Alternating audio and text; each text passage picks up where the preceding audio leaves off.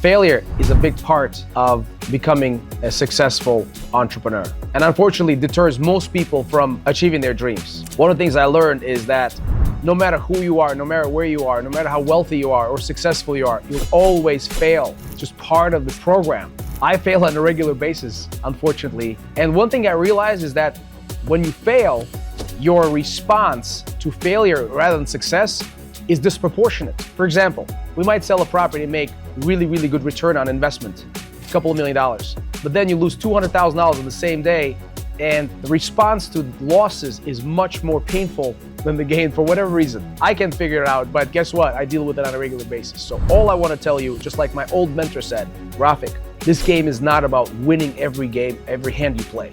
It's about winning more than losing. And every time you lose, you got to learn from each failure, extract a lesson, and make sure you become a better version. Everything is training. Every deal is a training day for the next bigger opportunity. Every single deal is an opportunity to learn and elevate your game.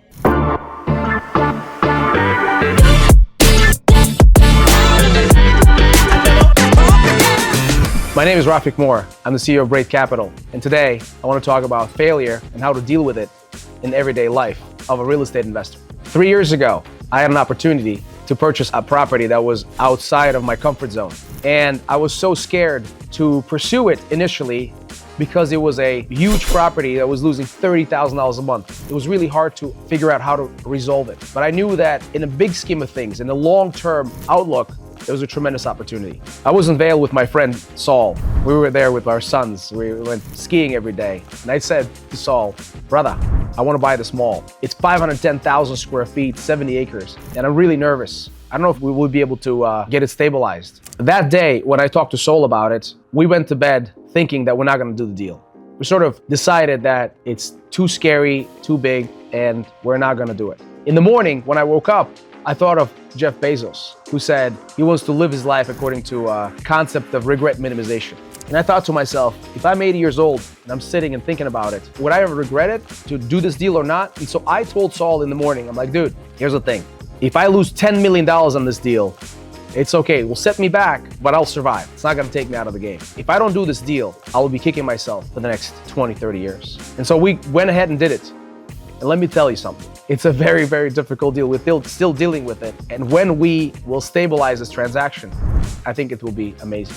And every day we deal with small failures here and there. Every day we deal with small victories. But the main thing is to stay positive and continue going forward. As a real estate entrepreneur, we always buy, stabilize, and sell assets. And on one deal last year, I lost $250,000. I admit it, sometimes happens. It was all the result of my being exhausted from dealing with the city, which is just a nightmare to deal with. And all these permits, all these non-compliances for various tenants, I've just had it. I said enough. I sold it at $250,000 loss. It was very painful.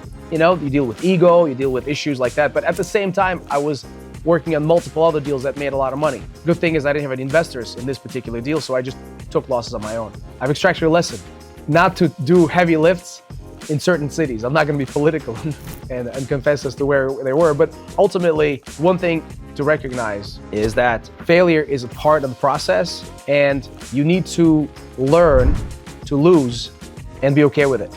Because the more you play, the better you get.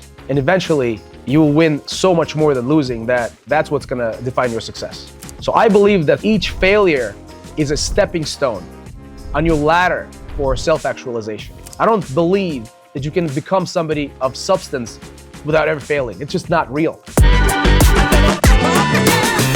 The way I'd like you to deal with failure is very quickly extract a lesson out of it. I always practice gratitude. I always think, all right, I made a mistake, but I believe that this was a really good lesson.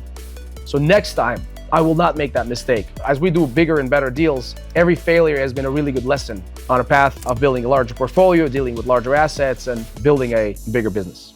I'd like to give you 3 tips to deal with failure. Tip number 1, always go back to lowest common denominator, which is gratitude. I was talking to my mentor the other night, and I was complaining about some things, some cash flow issues, some over budgets we've dealt with. It's like, Rafik, last night I was at a barbecue and I met a guy in a wheelchair, and he basically was caught under a wave surfing and broke his neck. And he's a very successful real estate entrepreneur. And for him, things have a completely different outlook.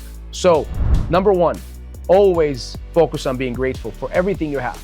Your health, family, whatever real estate you might have, and don't really dwell on the negativity of the failure that has happened.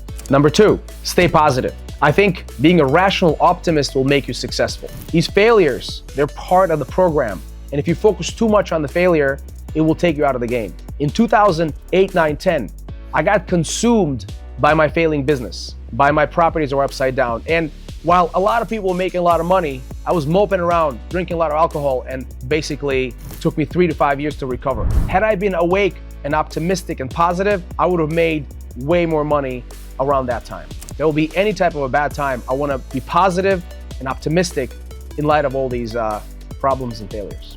And number three, surround yourself with right type of people. There's going to be people in your life who will celebrate your failures. There's going to be people in your life who will help you when you're down. You've got to be in tune with who you have in your life, and those people will always uplift you when you're down.